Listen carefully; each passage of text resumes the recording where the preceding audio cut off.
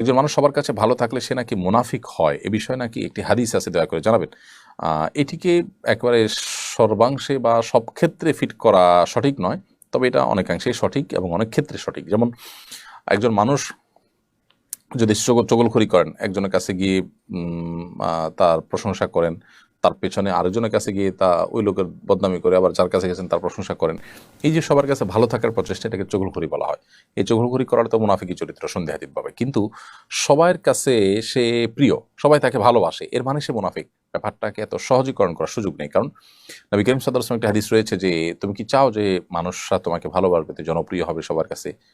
তো এর জন্য কি করতে হবে? নবী সাল্লাল্লাহু আলাইহি ওয়াসাল্লাম পরামর্শ দিয়েছেন, তাহলে তুমি মানুষ যেটার জন্য লালায়িত থাকে তুমি সেটার জন্য তার লালায়িত হইও না, তাহলে দেখবা তুমি সবার কাছে প্রিয় থাকবে। তাহলে এখানে বোঝা গেল যে সবার প্রতি প্রিয় হওয়াটা দোষে নয়, নিয় নয়। অনেক মানুষ আছেন যিনি সবার কাছে প্রিয়, নবী করিম সাল্লাল্লাহু আলাইহি ওয়াসাল্লাম খোদ তিনি সবার কাছে প্রিয় ছিলেন, বিধায় সবার কাছে প্রিয় থাকলেই মুনাফিক হয়ে যাবে, বাট এরকম না। তবে সবার কাছে প্রিয় থাকার জন্য যদি কপট কোনো আচরণ করা হয়, তাহলে সে অবশ্যই মুনাফিকের মধ্যে পড়বে।